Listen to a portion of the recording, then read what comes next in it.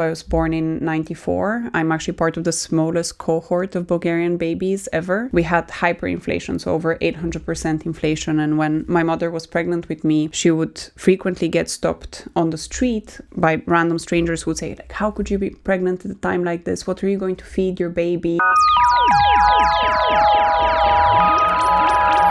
Welcome back to The Slowdown Season 3, our space to redefine success and growth for ourselves and explore ways to slow down in our speed-obsessed culture.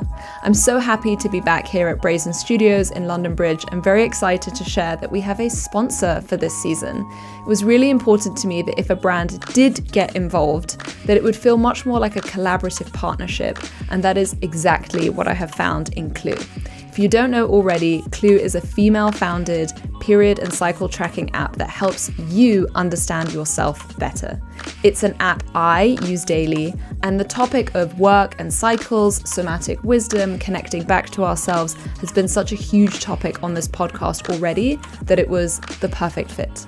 And now, on to my first guest. We're kicking off the season with Bulgarian-born Valentina Milanova, who founded gynecological health research and development company Daye, with a mission to raise standards in women's gynecological health. Known for launching the world's first CBD Tampon in 2019 to creating the revolutionary Diagnostic Tampon last year, she's a fierce advocate for science-backed, stigma-free solutions. With less than 1% of health research funding allocated to women's health issues and only 2% of VC funding in the UK going to solo female founders in the UK, Valentina finds herself regularly frustrated. I wanted to know her unfiltered reality of building a femtech company from scratch, and when the mission is so big and the stakes are so high, is there any space to slow down? I hope you enjoy this episode. Well, hi, Valentina. Hi, Tiana. Thank you so much for being here. I've always loved our time together, and I'm sure today will be no different. Thanks for inviting me. Just by way of a quick top line, because there's honestly so much I could share about your incredible work and your journey, let me share that my guest Valentina Milanova is the founder and CEO of Daye, a gynae health research and development company seeking to close the gender health gap with proprietary medical and diagnostic devices aimed at common yet underserved gynae health conditions ranging from period and pelvic pain to cervical cancer prevention. Valentina's research has been published in the Journal of Endometriosis and Uterine Disorders, as well as the Journal of Human Reproduction. Valentina was featured on Forbes 30 Under 30 2 years running, and the Daye Diagnostic Tampon was named as Invention of the Year by Time magazine. When you first started Daye, did you think that this would be your bio 8 years later? When I first started Daye, it was more of an intellectual curiosity project. I just felt really excited about the idea of developing this new medical device. My first idea was for a pain-relieving tampon, and then shortly after I had the idea for the diagnostic tampon. And when I was first setting up my research, anyone that I spoke with, whether it was my parents or my friends or my peers, everyone said, like, you're crazy. Like, what is this? Like, why are you going to work on tampons? Just why? If this was a good idea, Procter & Gamble would have invented it already. Don't waste your time. So for a while, I actually stopped working on Daye because I was so discouraged by my environment. But the idea just kept sitting in the back of my mind, nagging at me. And then for the first about 12 months, I just worked on Daye very secretly and silently. And then I actually only told my mother that I had quit my job and started a company about a year after I fundraised, I think. That's such an interesting start. And obviously, I'd love to wind it way further back than that, because I think it's so crucial for people to have context and understand that these things don't just happen. And so obviously, I know that you're Bulgarian, but where were you raised? By whom? What was the kind of context of your upbringing? Yeah, so I was raised in Bulgaria at the time of huge social transition. So the Berlin Wall fell in 1989, and then the communist government in Bulgaria was dismantled, and the communist regime in Bulgaria was so strong, so powerful. It really eroded social trust. If you said a joke about the communist prime minister, you had to go to jail, to an actual work camp, actually, not even just jail. So when the communist government fell in Bulgaria, people were afraid to leave their houses for 3 days because they weren't sure if this was like a type of test from the government to see if they were loyal to the Communist Party or not. And then throughout the 90s, so I was born in 94, I'm actually part of the smallest cohort of Bulgarian babies ever. We had hyperinflation, so over 800% inflation. And when my mother was pregnant with me, she would frequently get stopped on the street by random strangers who would say, like, how could you be pregnant at a time like this? What are you going to feed your baby? You know, there's no formula, there's bread queues, there's milk queues. So she actually had to develop a standard response. She used to tell people, I'm just going to feed my baby mountain blueberries. And I actually really love mountain blueberries now. Well, that's great. It's not a dissimilar upbringing, obviously, to mine in Serbia and what happened with our war and NATO bombing us in 99, and my mum's stories of, you know, there not being milk in the supermarkets. And it was interesting, COVID happening in the UK and people panicking around supermarkets. And my mum went, I've done this before. As you were growing up, what did being successful look like? Because obviously coming from a communist or socialist background, success is almost like not a good thing in some ways. Well, because Bulgaria was such a challenging country to be in the 90s, in the early 2000s. So what happened after the huge economic transition in the 90s is that we had a bunch of Russian oligarchs come and buy a lot of the state assets. So then they formed these little factions and they started hiring like Bulgarian boys who didn't have any other jobs to do. To protect them, and then the mafia was formed, and up until we went into the European Union in 2007, which led to just another hugely dramatic, like almost overnight change in society. Bulgaria was a very challenging place to grow up, particularly as a child. There was, you know, like gun violence, there was poverty. I'm very grateful that I had this upbringing now, because it really enabled me to see a different, less privileged part of life. But what it also meant when it comes to the way in which I define success is that I'm part of the generation which was brainwashed that you have to leave the country in order to be successful or in order to have a shot of just living a normal life. So when I was growing up, I was prepared to be the perfect little immigrant, and everyone in my generation was, you know, in Bulgaria, once you finish primary school, when you go to 7th grade, you have to choose whether you go to the German high school or the French high school or the Spanish high school or the American college. And when you're there, you study all of the subjects in that language. You study like German history or American history, German literature, American literature. So everyone in my generation was really brainwashed to hate the country and to think that there's nothing good that can come out of staying in the country.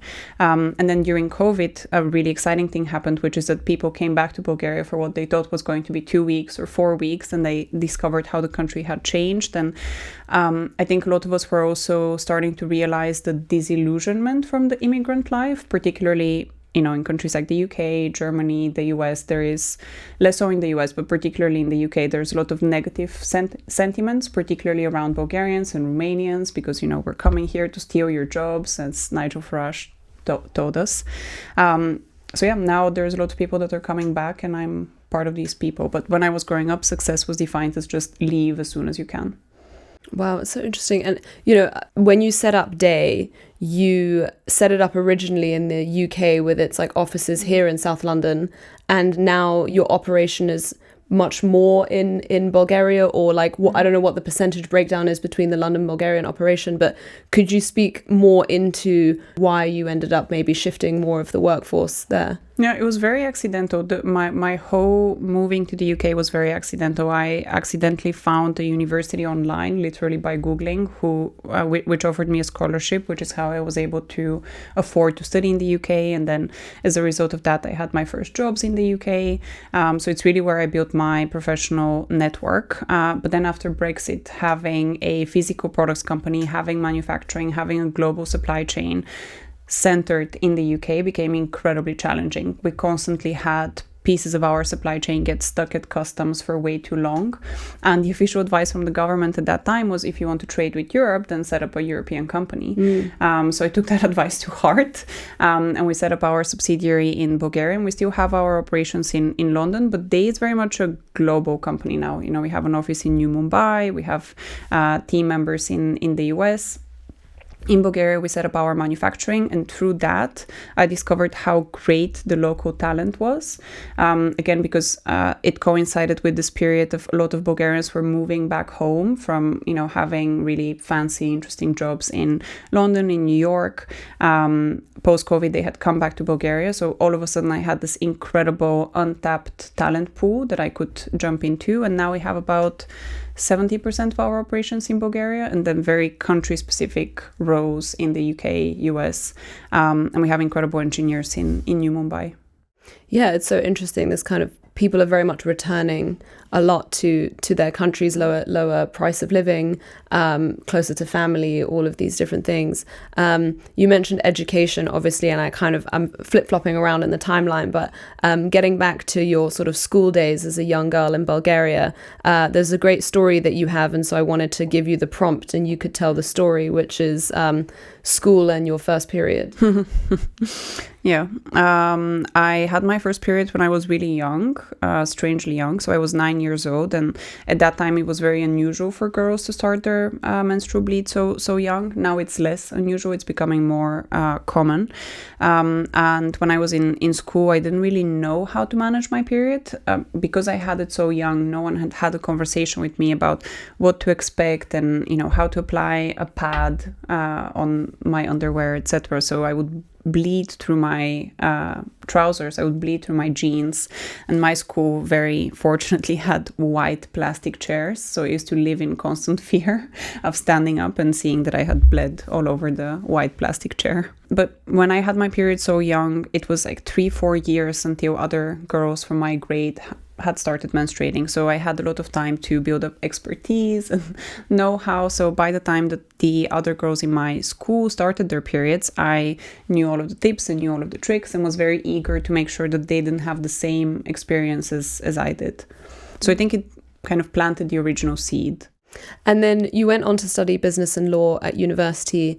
And then you also have another great story of how obviously you went up to actually financially set up Daye, because as you mentioned, you didn't come from a background where you had a lot of money or family backing or connections or support in this country. So what did actually like being a female founder and setting up a business look like about 8 years ago for you? Yeah, I mean, no one from my family has even like been to the UK, I don't think, or they've only come for like a quick tourist trip.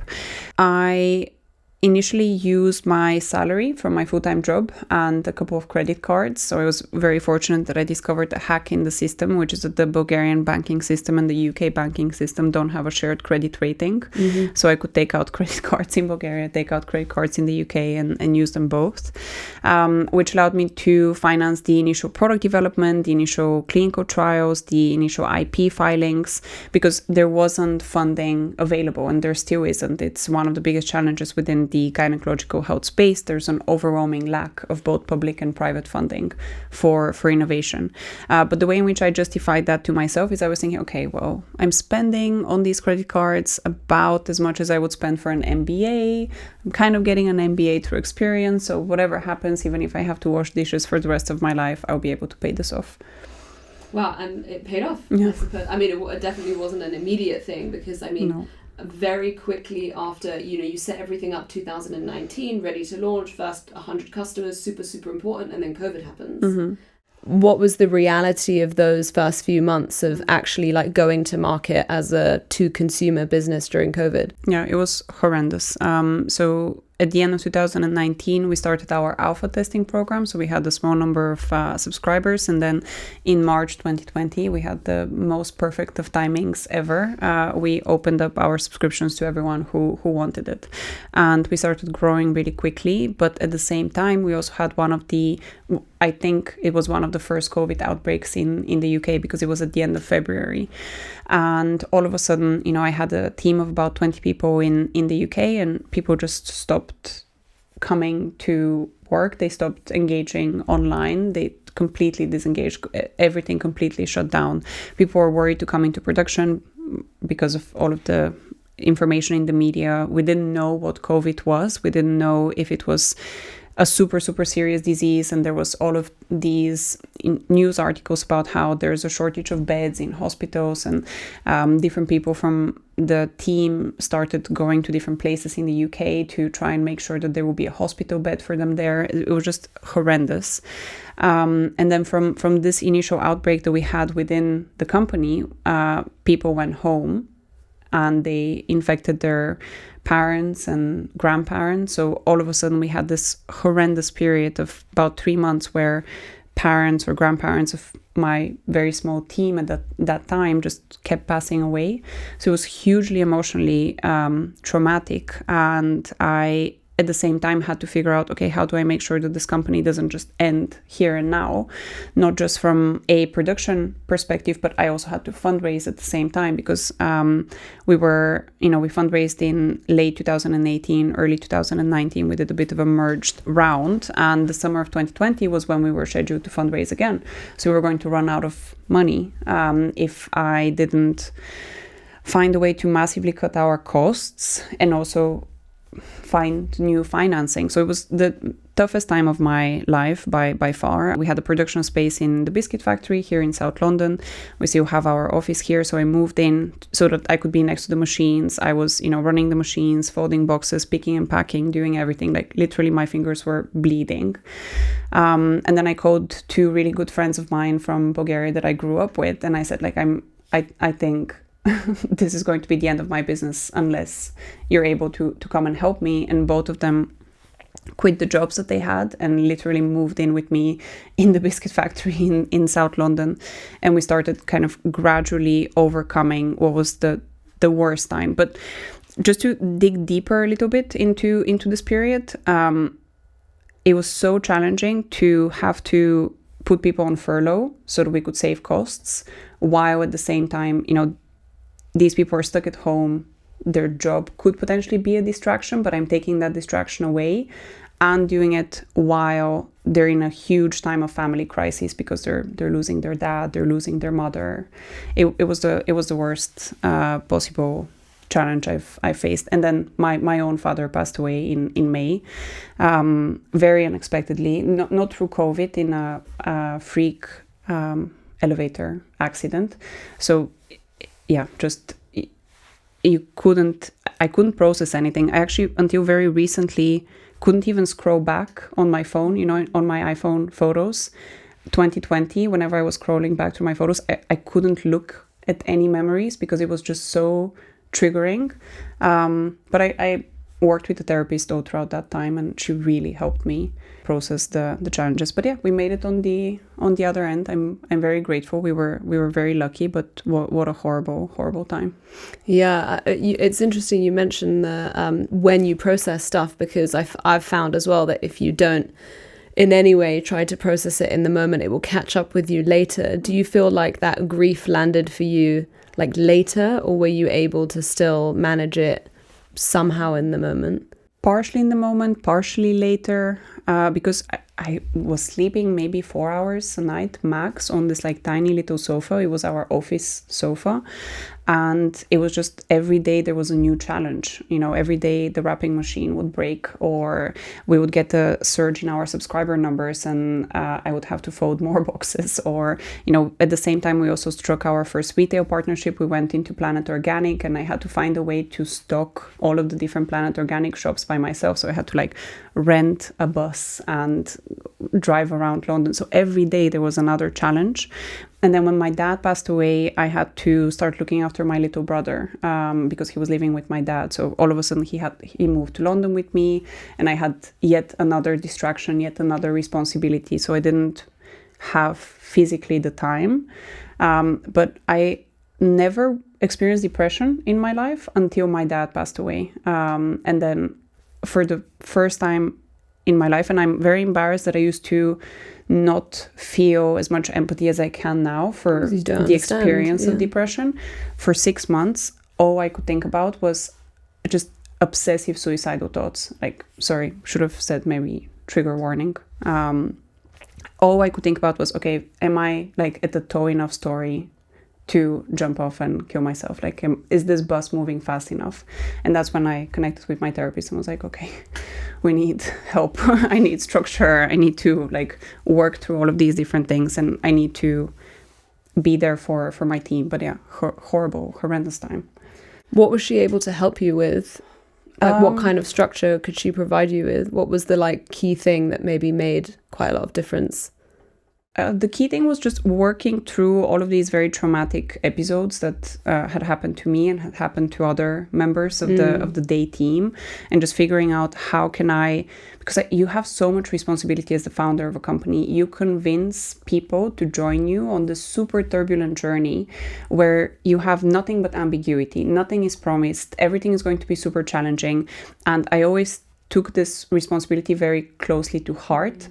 But when things are outside of your control, it can feel so debilitating that you're not able to create this perfect environment that you dreamed you would create for everyone else.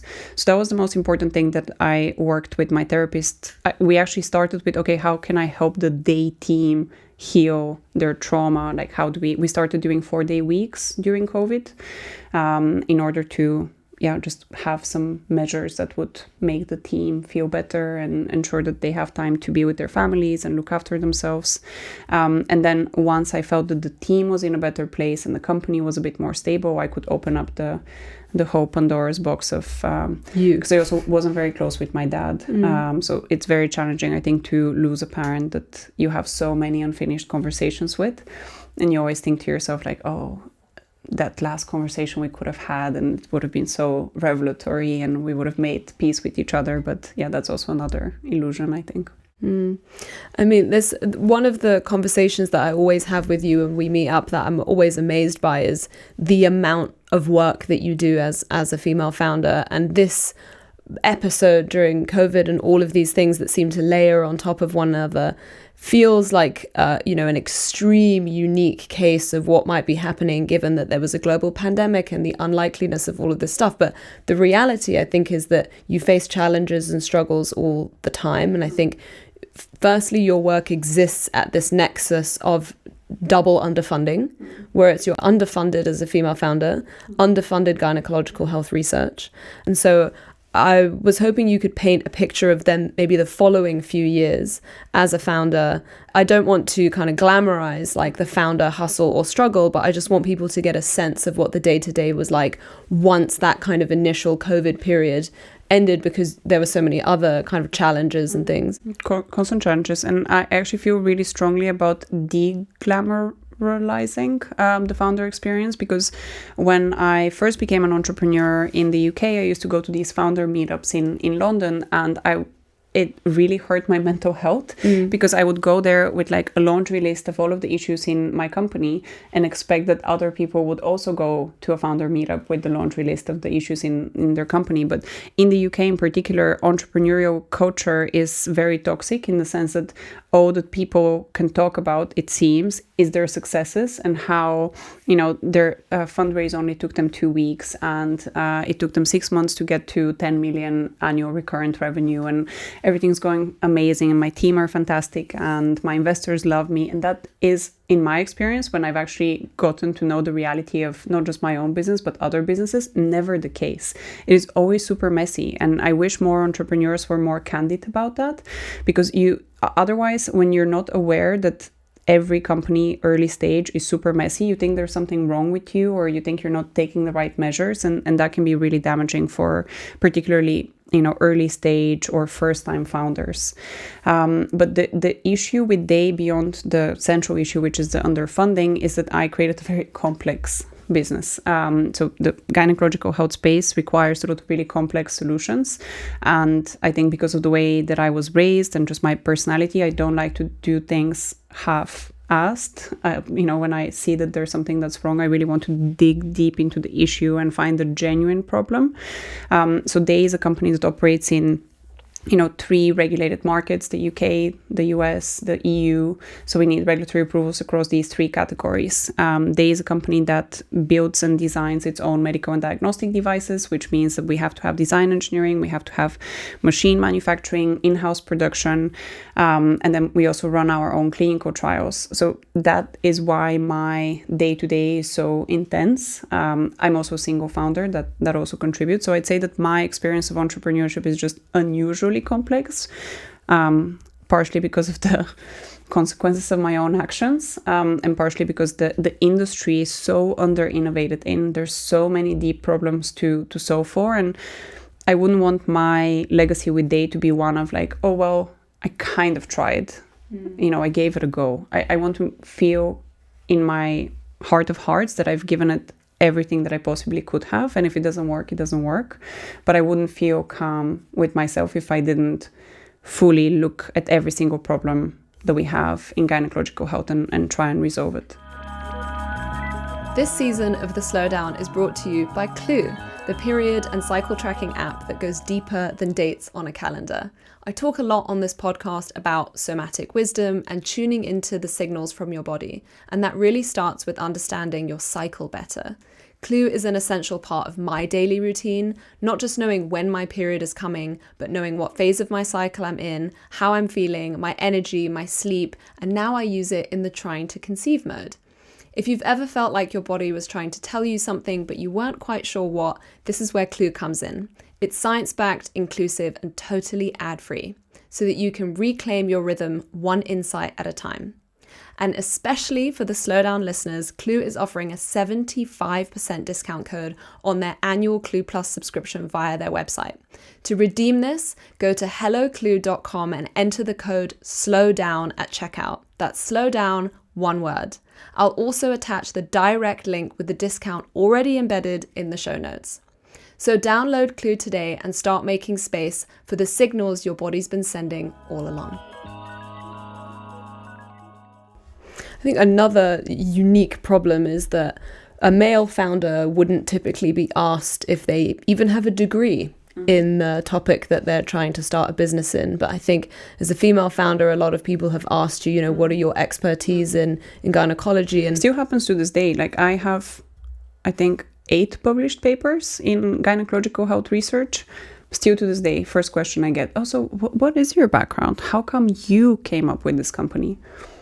And I know that you did go back whilst also running this business and doing everything we've just described. You went to Imperial, did night school. Tell me more about what you're studying. I'm studying public health at the Faculty of Medicine. So public health covers epidemiology, clinical trial design, statistics for public health, preventing public health outbreaks, and I'm focused on cervical cancer prevention in my research.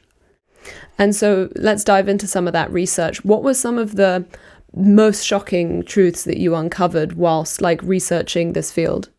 Well, I started with menstrual health. So I started by wanting to redesign the menstrual tampon because I realized that strangely, despite how common tampons are, everyone uses or has used a tampon. It's one of the last greatly monopolized industries out there. So whether you're buying one of the big well-known conventional brands or the organic brands, they're all manufactured in the same facility, using the same machines with the same conditions. So that I found surprising. And then just white labeled into lots of businesses. The only difference is the branding, like the wrapper or the color of the applicator. And then the other thing that I realized is that tampons and pads, they're not treated as medical devices, they're treated as general hygiene products. So that means they're in the same category as toilet paper. And we treat hand sanitizer as a medical device. Band-aids are a medical device, but tampons for some reason are not, even though they go inside the human body next to the highly absorbent vaginal mucosa. So that was one of the key ways in which I added complexity to the business, because we decided that we're not only going to bring manufacturing in-house, but also take it upon ourselves to change the regulatory standards for tampons. So one of the key difficulties that we had to overcome is we had to beg the regulators to allow us to get audited and regulated because tampons are not within the category. So it's like computer says no, you can't get the certification. We can't even audit you because you're not within the right product category. And then we had to come up with our own quality management systems, like our own quality procedures, work instructions, in order to treat the tampon as a medical device, which it really should be. It's absolutely shocking that tampons are not sanitized, that we don't do lab testing, that there's no metal detectors. And now that, I've actually set up this tampon manufacturing, I know that it's not that expensive. You can afford to do it. Like gamma irradiation is a standard process that enables you to have a clean tampon at the end of your production process. Metal detectors are not that expensive. Lab testing is not that expensive. But at the same time, it's challenging to introduce a better tampon to the market, because it seems that the consumer mostly cares about price and less so about all of the other, like sustainability, absorbency, safety components. Yeah, there's a massive education piece to the customer. And I remember when Daye started, outside of it being absolutely beautiful and the design being so wonderful and the branding and just that immediately catching my eye, there was the education piece. Vitals was the blog where you were sharing more information, more education around not just obviously product, but the period experience and all of the things that go with that, and sexually transmitted infections and diseases. And how did that then kind of naturally segue into the diagnostic tampon? Well, for the diagnostic tampon, the very funny and true story of how I had the idea is that I had sex with someone and they called me and said, I have a STI, you need to get checked. I was like, oh my God. It was my first STI. I was so shocked. So then I tried to book an appointment in a sexual health clinic in London. It was a Monday that I found out. The first appointment was on a Saturday. So I spent the whole week in pain, nervous, worried, like, oh my God, I've never had an STI. What is this? Is my vagina going to fall off, etc.? So then I went to the sexual health clinic. It was super awkward. I had to wait for like a few hours in this waiting room with a bunch of other people who were also obviously there for an STI test. And then I went into a room. A nurse gave me a swab. I swabbed myself. And then a few days later, I got the results via SMS. And then I had to go and find a pharmacy that would give me the antibiotics. Like, it was so painful, so unnecessarily painful as an experience. And at that time, I was already working on the pain relieving tampon. So like literally as I was walking out of the sexual health clinic, the thought popped into my head of like, why is this being done with a swab, and why can I not use a tampon to get tested at home? And then I started looking at literature, and it turns out that we've known since the 1980s, that's when the first paper on this was published, that tampons as a self-sampling device increase the sensitivity and specificity, or the diagnostic accuracy of STI testing. There was a study that was done in South Africa with sex workers.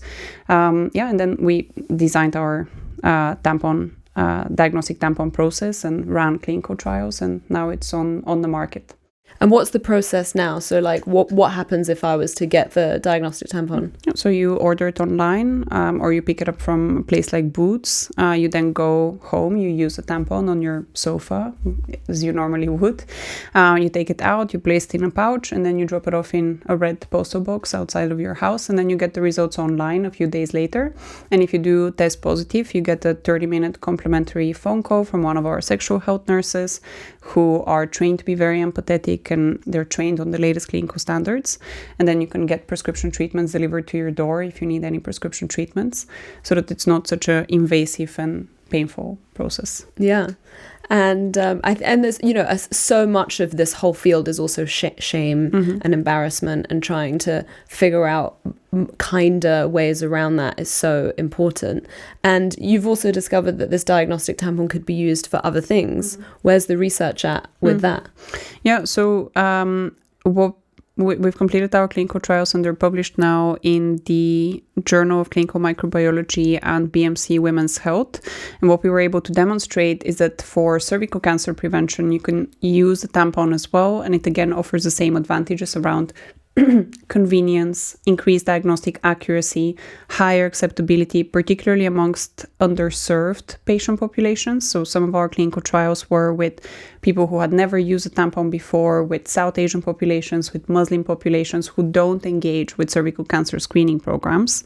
So again, you can use a diagnostic tampon at home to see if you have a high-risk HPV strain, which is the cause of 99.98% of cervical cancer cases. And the women's health space in general can often be quite depressing, right? It's underfunded, it's under-innovated in. Still to this day, there's worsening female health outcomes across the UK, across the US. But one of the real bright spots, I think, in women's health today is that it's perfectly feasible that we eradicate cervical cancer as a disease by 2040. We need more people to get screened regularly. We need more people to get vaccinated, but we have excellent methods for screening. We have really reliable vaccines. And if you are vaccinated, you still need to get screened. A lot of people assume that if I'm vaccinated, I'm good to go. The vaccine doesn't protect against all high-risk HPV strains. It protects against some. But how exciting is that the deadliest female cancer on a global level, 600,000 women will die of cervical cancer every year, can be eradicated within our lifetime. Perfectly feasible if more people get screened and vaccinated. It's incredible. And obviously, in order to implement that large scale, you'd probably need to work with something like the NHS. How does it feel to work with a sort of slow moving administrative giant like the NHS? Well, I'll start by saying that it feels like a huge privilege that we even have the opportunity to work with the NHS and to help them, because they've also committed to eradicating cervical cancer by 2040. And particularly now in the context of integrated care boards, ICB budgets being reduced by 50%, the NHS being on the brink of bankruptcy, we do need to find ways to optimize costs. And self-sampling for HPV is a great way to save costs and to free up appointments, because you're perfectly capable to do it by yourself, with the help of a tampon that enables you to reach your cervix by yourself without a speculum exam. But the two main questions that I have around working with the NHS: first, the NHS is this country's religion. So private companies that are trying to deliver healthcare outside of the NHS context are often attacked. Blasphemous. Yeah, on social media, especially. One of the key comments that we get is, the NHS should offer this. This should be free on the NHS. Like, why are you charging money? Like, very happy to offer to the NHS, but it takes 10 years for any type of change to happen through the NHS. And then I also ask myself, because it is such a traditional British organization, in a lot of conversations that I'm having with different NHS stakeholders, I often think to myself, like, how do you feel about a Bulgarian that's trying to provide better solutions for cervical cancer screening? Like, there is that feeling of, I get a lot of questions like, oh, where's that accent from? Oh, where did you go to school? Just those, like, trying to place you in a box questions. And then the other question that I have about the NHS is, given that there's so many systemic challenges, how come is the NHS still so focused on, and I'm not obviously against equity in healthcare, but there's so many different tick box exercises that you have to go through that no one really reviews, that no one's fully bought into, to show equity and inclusion for the sake of it, rather than because you're actually going to deliver equity and inclusion in healthcare. So it's incredibly fragmented, it's incredibly bureaucratic, and it seems that a lot of NHS decision making is based on who you know, who you grew up with, who you went to school with that can recommend you to someone else, versus like a genuine meritocracy.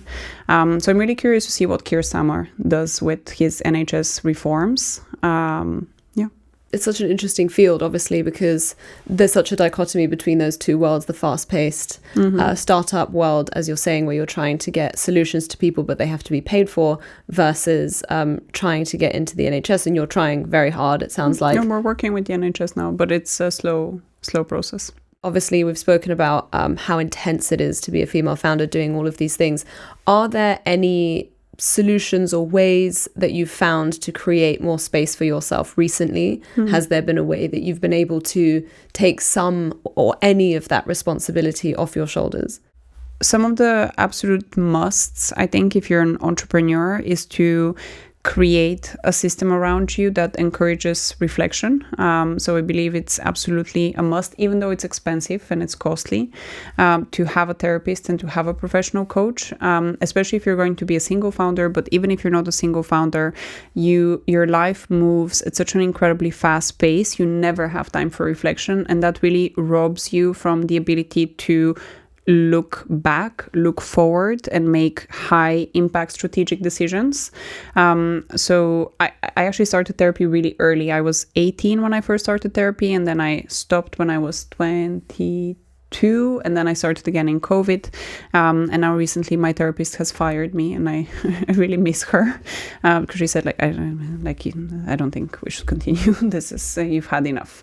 But I work with my professional coach. I have a weekly session with him where I go through daily challenges that I've had, but also reflection upon what I want this company to be, what the opportunities are, how do I reduce the complexity in the business. And then I also WhatsApp with him during the week. He's very generous in allowing me to WhatsApp with him. And I'm currently focused on addressing my extreme workaholic tendencies. I have this complete misconception that I'm capable of doing everything and anything, and I just keep piling and adding to my plate. And now Daye is at the stage where it would really benefit from me doing less and delegating more. And I can also afford that luxury now because we have an incredible leadership team and an incredible team of individual contributors, and there's a lot that I don't have to be involved with anymore at the level that I was before. But that takes a really long time. Building a strong leadership team takes a really long time, and don't believe anyone that tells you that they just met someone off the street and 2 weeks after they had the perfect relationship. It takes trial and error, and it takes commitment and honesty and being candid and giving each other feedback and creating a safe space where you can actually do that. It takes years.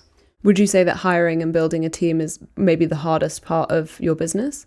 One of the hardest parts for sure. Yeah. And just making sure that everyone is looked after, that everyone has their personal and professional needs looked after. And I think part of this comes from the fact that I am a female founder, so people look to me naturally to be maternal and nurturing. I think if I was a male founder, that probably wouldn't be the case. There would be someone else that would have taken this role.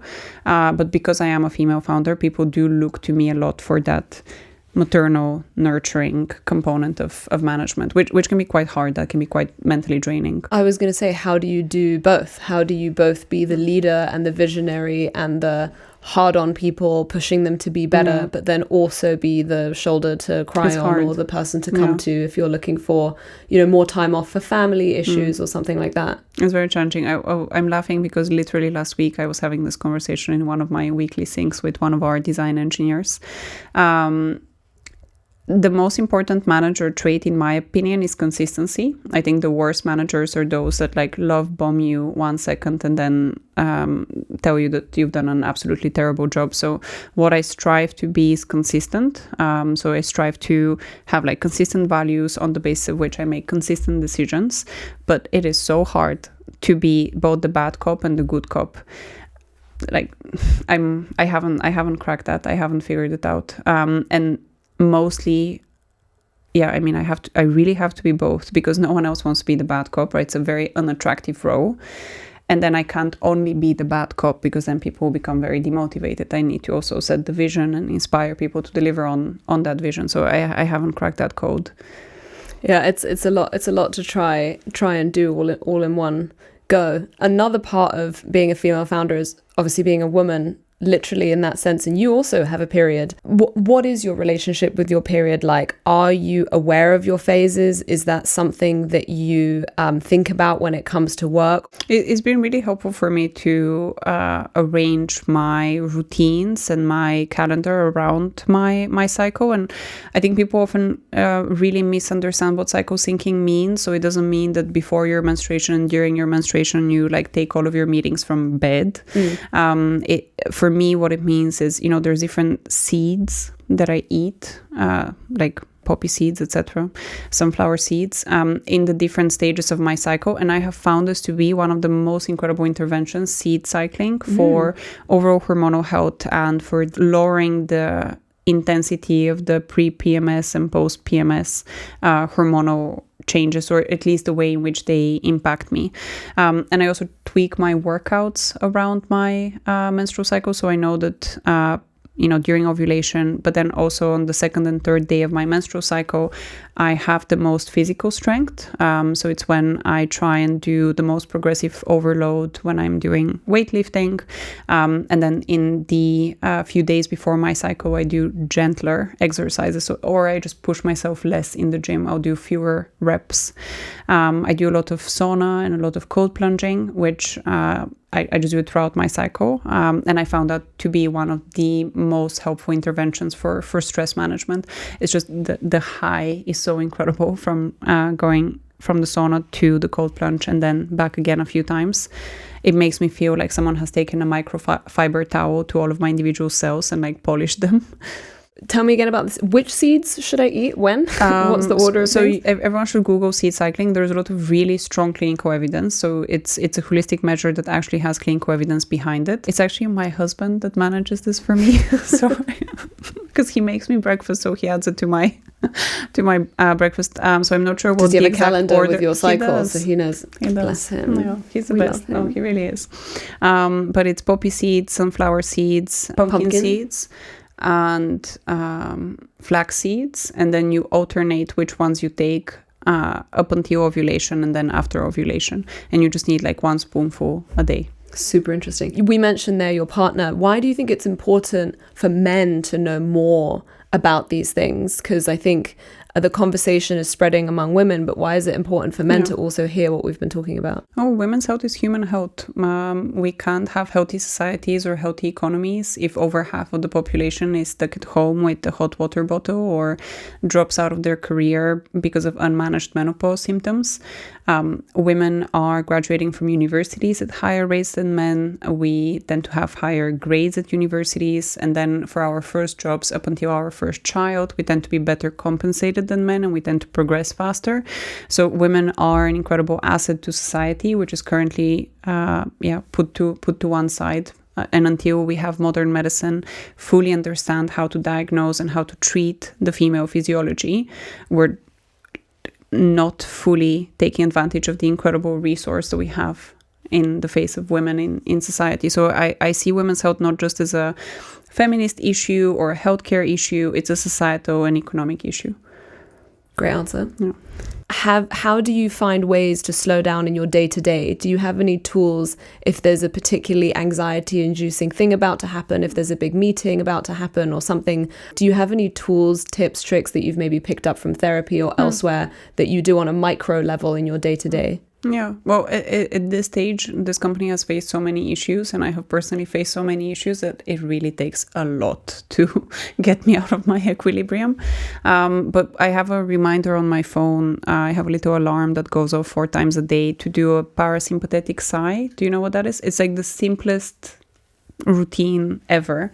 And it produces an immediate stress relieving effect. So basically you just take one really deep breath from your mouth like this, and then you top it up with a little breath from your nose, like really top it up, and then you exhale, and you can do it a few times. I usually only have time to do it once, but it's just an immediate stress reliever. Puts you in your body. Mm-hmm. I try to be really strict with exercising. So I try, because it's such an outlet for me. It makes my sleep so much better. I find that on the days when I exercise, I need less sleep and I sleep more restfully and I wake up earlier. Yeah. You've seen the photos, but my husband and I installed a sauna in our living room because we're super sauna enthusiasts, and there was a sauna that was 60% off when we were driving one day, so we literally just went and picked it up. So the difference between hot and cold exposure for me, it's just such a reset. I try and do it at least once a week, like an hour of 20 minutes in the sauna, cold plunge, 20 minutes in the sauna. It feels like a complete reset for the week. And if you don't have a sauna, a hot bath that you alternate with a cold shower does the same thing. Yeah, I love that. And there's like diminishing returns. I think also a lot of people try and like compete with each other about how long they can spend in very, very cold water. And it's like about 90 seconds is quite good, and then beyond that, diminishing returns, like there's no need for it. So given that the business still has these huge visions and goals for the future, what does success look like for you now? Like, have you redefined success for yourself in any way from when maybe you were 18 or when you started the business? Because you started so young. Such an interesting question. I've never asked myself this. I'm not really sure that I care about success. I would really like for Daye's products and services to make a positive impact in the lives of others. I would really like to get to a place where I have a bit more time for things that I enjoy outside of work. I would really not like to get divorced. But I don't know that I ever... Did you grow up thinking about success? Is that an Eastern European thing where we didn't really care about that? Socialism. Like, I think how you've just defined success is wonderful, the impact that you're creating for others to change society. But very rarely do people sit and actually define what it means for themselves. And so that's kind of the question. Yeah, I don't think I've done that for myself. I just try and gravitate towards more things that make me happy and help me stay in a state of calm. So yeah, some of the things that I want is, quite literally for our products and services to reach more people, and for my marriage to continue being a really healthy space where I feel good and connected to another human being. I actually think that my marriage is the good karma for all of the bad karma that I've had building this business. I think it's the reward for all of the hard work. Well, that's a nice way of thinking about it. But you also just are such a great match, you and Anton. Yeah, very lucky. Is there anybody else's life and story that you look at and admire and think that's a really great work-life balance and way to do things, and that's something I aspire to? Or do you try not to kind of look at people in that way? I really love reading autobiographies, so I'm very curious about the lives of others. But I was never competitive as a child. People used to not really, and still to this day, like when we play board games, I always want everyone to win. So I'm like telling people what they could do, like what the better strategy is. I do get a lot of inspiration from others. Like I get a lot of inspiration from the people at Daye. But I wouldn't say that I look to others for how they live. I guess because the way in which I was raised, my parents never tried to tell me what to do. My parents were very disengaged parents. So my dad was 42. He already had 4 children with other wives. My mom was super young, like in her early 20s. So she was figuring herself out. So I was given so much freedom as a child. Like, I grew up at the coast.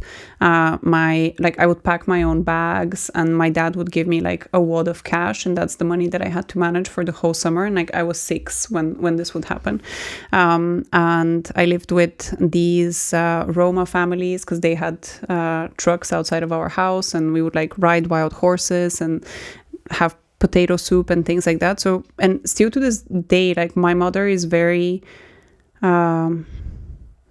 reserved. She, not in a cold way, she just lets me do my thing. Like no one ever, when I was growing up, told me this is what you have to do.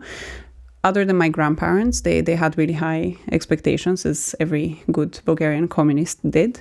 But I just grew up with so much freedom. I think I never developed that muscle of caring about what society tells me I should be. And I also always felt like such a misfit in every situation. You know, I'm very tall, and I've been 1.75 meters. What is that? Almost 6 feet since the 4th grade. So I was literally 2 heads taller than all of the children in my school. So I was always a misfit. Then I was a misfit at university because primary school was very tall. High school, I had to work. So I was never around for like parties or anything like that. You know, I had jobs. University, I was like the weird Bulgarian girl. And then I went and I worked in these like fancy companies in London where everyone was from Eton and Oxbridge. And so I never thought that I had a chance of fitting in. So I never tried. Never tried. I was like, man, whatever. There's no point. That. Yeah. Earlier you described yourself as a workaholic. Mm-hmm. Where does that come from then? If you were sort of allowed to do anything that you wanted, where do you think that fire comes from? I have a big fear of poverty. So I grew up in a lot of poverty, extreme financial insecurity. So I started working for money, not like I'm shadowing my dad at his office job, when I was 12. And all throughout high school, I worked in bakeries, in restaurants. I cleaned houses. I cleaned the entrances of houses. Then when I was at university, you know, I had the night shifts in the library. I worked in Bistro Village. Shout out Bistro Village. And I never want to be poor again in life. I never want to be so limited in what I can do by finances, because the way we grew up, you know, my mother would mark the orange juice to where the bottle of the orange juice to where she had poured it, so that we wouldn't sneak orange juice from the fridge when she was away. And then when I moved to the UK and I went to Waitrose and I saw those like freshly squeezed orange juice bottles, I was so impressed with myself that I could buy them for myself. Yeah. And some of that feeling hasn't gone away. Like whenever I go and I get myself a takeaway coffee, I'm like, look at you spending £6 on a coffee. I'm wondering, because I feel this all the time. My partner doesn't have this at all. He's just, you know, raised in plenty and doesn't have this feeling of lack. And I don't know if I say it's like being war torn or something, but I often eat meals like I don't know when I'm going to eat again. Like I don't know when the next meal is, so I'm going to really go for it. Like I always overeat if there's food. I hate food waste. It's literally my worst thing in the world. In my country. I will finish other people's food because I don't want it to go to waste. And my partner will say like, you're not a bin. Like, what are you doing? And I'm like, no, I can't have that happen. I never got into coffee at all because I just felt that was such a waste of money. I never got into alcohol. I still, even now, and earning like an okay living, I will obviously always look at the prices on a menu and determine what I'm going to order based on said price. But I will look at like the price of a dessert and the price of a cocktail and go, well, I'll have the dessert instead of the cocktail. Yeah. Like I would never have both. Yeah. I have the same math in my head. Yeah, it's such an interesting like a hang up, I suppose. Yeah. But also like not a terrible one to have in the sense of like, I don't want to be wasteful. Yeah, it's good to be financially prudent. And we don't talk enough about how important it is to be able to manage your own finances as women.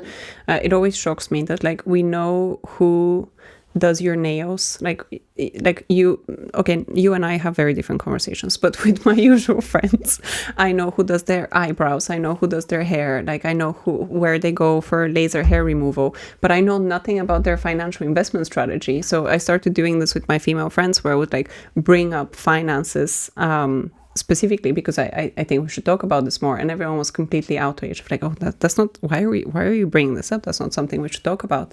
But it's so important to be financially prudent. Yeah, and you know, I don't think men have the same issue. Like a lot of my male friends have crypto WhatsApp groups and investment WhatsApp groups and all these kinds of things, and we just get left behind because we're not having these conversations. So I 100% agree. And you know, it's also a very Eastern European thing. Unfortunately, my dad will make people very uncomfortable regularly by just being like, how much do you earn? Like how much do you make? Like what is the takeaway, you know? And I think but they're also keen to learn, right? So like my dear friend Ramit was over last weekend, and my parents had he's a millionaire, and so they were like, we have a lot of questions, because also like coming from the kind of socialism, show us your credit card statement, and then the oligarchy and the mafia in Serbia, it's like, well, if you made a lot of money in the 90s, something's got to give. You didn't make that in a fair, honest, proper way. You made that in a slightly grey zone, nefarious way. And so my parents like grilled him with questions, you know, and he answered, and he was very open and very honest. And I think they were surprised by his honesty. They were surprised that somebody would sit them down like almost with a pen and go, well, this is how I made this money, and then this is what I do with that money. And they were like, wow, he's so willing to share. And I'm like, a lot of people are willing to share. I just think there's this older mentality of we hold money, you know, under the mattress, and it's all a big secret as to how much you have and how to make more of it, and that shouldn't be shared with other people. So it's very interesting. But or how to manage it, you know. Exactly. And I think, you know, we've veered off course here. I wanted to share a final question with you, which is what I ask all of my guests, if I had to watch one film, read one book, or see one piece of art that would help me understand you better, what would it be? Oh, this is a hard question, but I like it.